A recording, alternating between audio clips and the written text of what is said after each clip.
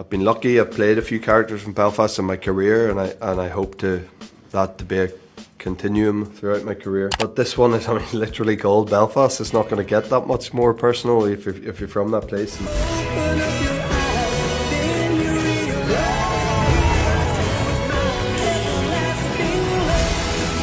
We're living in a civil war.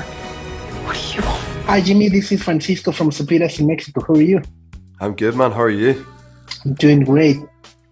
Really touched and moved by Belfast. I think that it feels a very close and personal movie for you as well. So I want to ask you, as an Irishman, what this movie means to you? Kind of everything, you know. I'm from Belfast. I was born and raised there, and they're my people. And I'm very passionate about telling stories from home. I've been lucky. I've played a few characters from Belfast in my career, and I hope that to be a continuum throughout my career. But this one is, I mean, literally called Belfast. It's not going to get that much more personal if you're from that place. And although it is Ken's story, it resonated with me in so many ways, and I feel it's really important to tell the story of people from that part of the world in the way that Ken has, and through the eyes of a 9-year-old boy in a normal, hard-working family. That side of things hasn't been shown before in film or television for coming out of Belfast. So that message is important. So I'm very proud to be a part of it. We went across the water. They wouldn't understand the way we talk. If they can't understand you, then they're not listening. You know who you are, don't you? Many films have documented the troubles, but most of them have tended to focus on the violence. But I think Belfast shows all the love, all the street parties, and the struggle of the father in order to have some hope for his future and his family's future as well. Yeah, and to be honest, that is more my understanding of Belfast. That's how, if you're from there, that's how you think of the people, you know. Are there a few bad eggs in there wanting to cause trouble? 100%. Are there still? Yeah, less so. Is there still great division in that country? Yes. Is there still a load of work to do? Yeah. Are still only 6% of our primary schools are integrated, Catholic and Protestant, now in 2022. It's fucking crazy. You know, it's very hard to move on and develop a more functioning society when at 4 years old you're dividing kids from the same street based on their religion. So there's a lot of work to be done, you know, but there is a lot of joy and a lot of hope and a lot of love in that city, and the fact that we show that off in this movie is really vital. We're living in a civil war. What do you want? I want my family with me. I want you. I wonder if playing Pa allow you to find a new perspective. I mean, through the eyes of your adult character, of your own childhood in that period of Ireland history. Yeah, maybe, you know, it does cause you to look at particularly that part of it, you know, that 1969, the very early rumblings, and then the beginning of the conflict.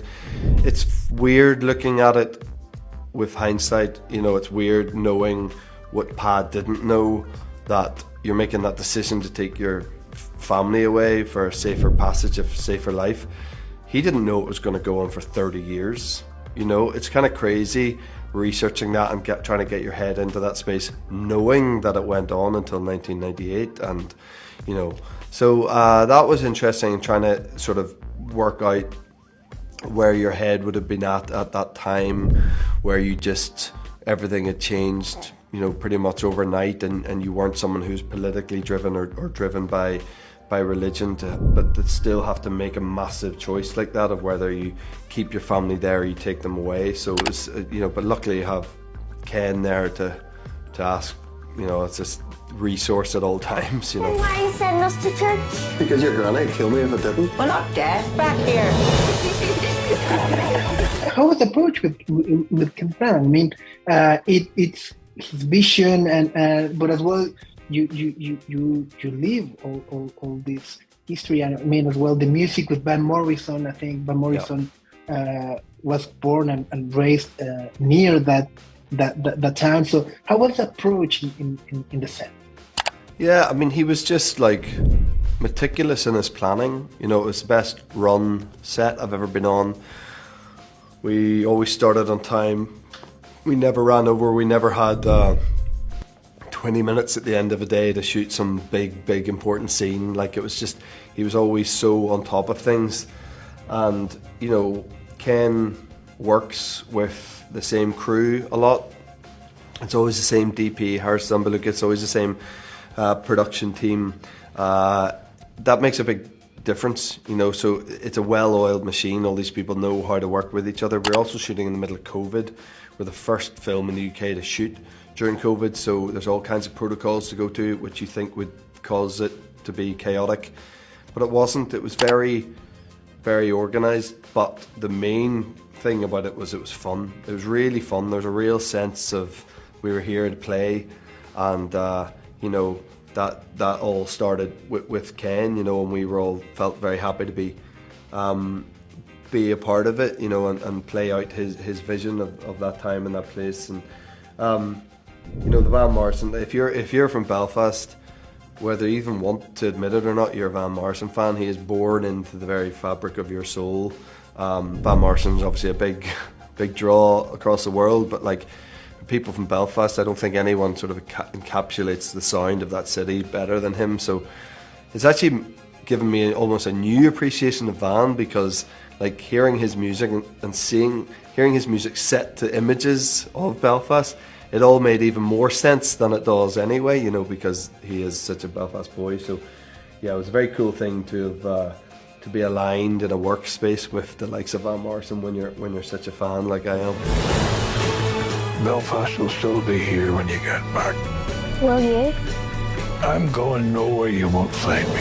It's very clear that the movie is a love letter to Belfast, and I've never been to Ireland before, so I want to ask you, if I'm planning to go, what is the place that I should visit?